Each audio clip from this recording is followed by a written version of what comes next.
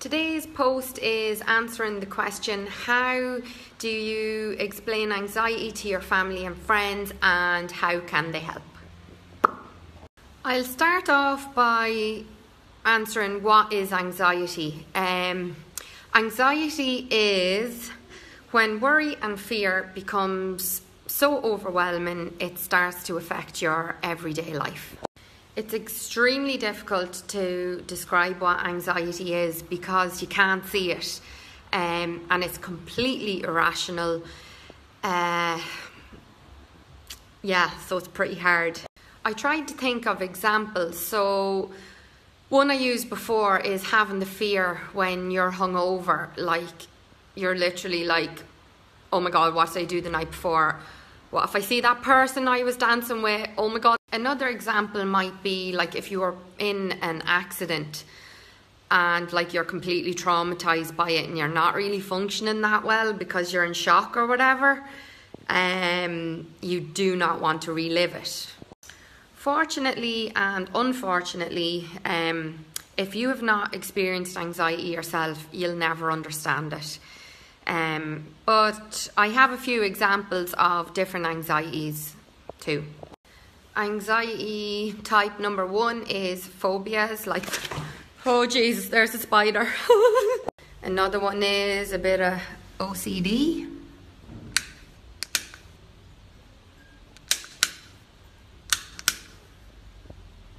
Then there's panic attacks. I can't get on the plane, oh God. Another one is post-traumatic stress disorder. Goes a bit like this. Last time I got on a plane, this is what happened. I can't get on it again because it's going to happen again. Now, they're all mild examples of what anxiety may look like and what it looks like to me mainly sometimes. So most of the time it's a lot more serious than that, but I know people don't really want to see serious, they want to see funny, so that's my attempt at being funny. Okay, so anxiety has 2 effects: psychological effects, which are in your head, and physical effects that are in your body. So we'll use my friend Tupac. Psychological in your head, physical in your body. So in your head, you have excessive worry where your mind is racing, like it will not stop. You have irrational thoughts, they're completely unreal. You have difficulty concentrating, so somebody is chatting away to you and you're literally like this. What? Are you talking to me? You are in fear of losing control of your thoughts. You are tense, all your muscles are tense, and you have difficulty sleeping. So actually, when I have anxiety, I actually can sleep just fine because I'm so tired from my mind racing all day.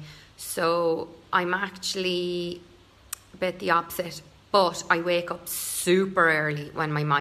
The physical effects of anxiety is you have a rapid heart rate, so your heart's like pounding in your chest, you're sweating, and shortness of breath.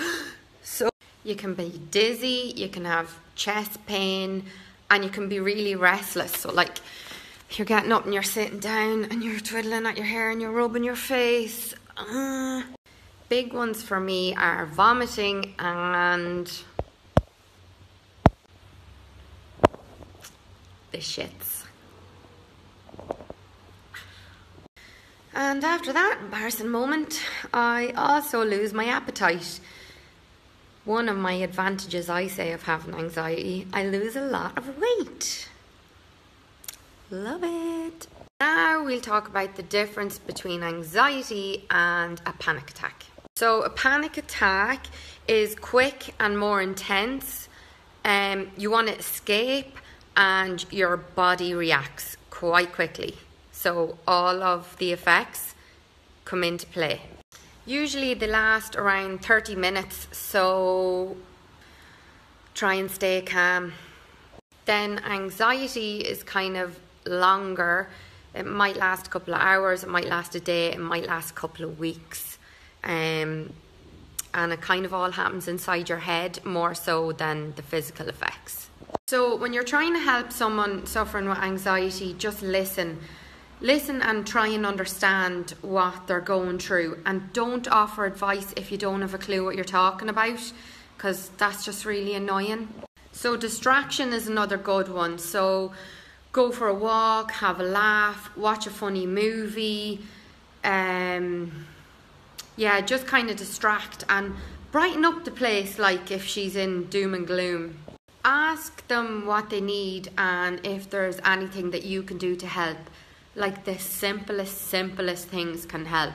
Like go shop and buy me Cadbury's Dairy Milk, Mint Crisp and Golden Crisp. If you're worried, talk to them about getting professional help, going to see their GP or going to their counsellor, and try and get them in touch with someone who knows what they're talking about. Like, ask them to look at my page if you want. This one is really important. The person with anxiety will set the pace on their recovery. Do not tell them to snap out of it, because you'll get that. If you put pressure on your friend to recover quickly, it will go the opposite way. It'll actually last longer. Whereas if you're supportive and don't push them, they'll snap out of it quicker because they won't feel the pressure. So what you should do is set goals. And a goal might be having a shower in the morning, or even just that day. And that could be their whole goal for the day. Or it could be going to the gym or going to the shop or whatever. Do your research, learn about anxiety, learn about what it is, and learn ways to help, like in a panic attack, your 5 senses and listing them and staying in the present moment, because we will appreciate if you know that. Exercise reduces anxiety so much. I can't get that out there enough. So join a class with your friend, go for walks. Having someone to do it with, it makes it so much easier. It is so important as well to remember that anxiety is not permanent. You might have a panic attack once and never have one again. You might experience anxiety and then never have it again for years. That's what happened to me. Apologies for that being a super long post, but I think it was something that was really important and a lot of people wanted to know about it. So I hope you find it helpful. If you did, let me know. And if you have any advice, let me know.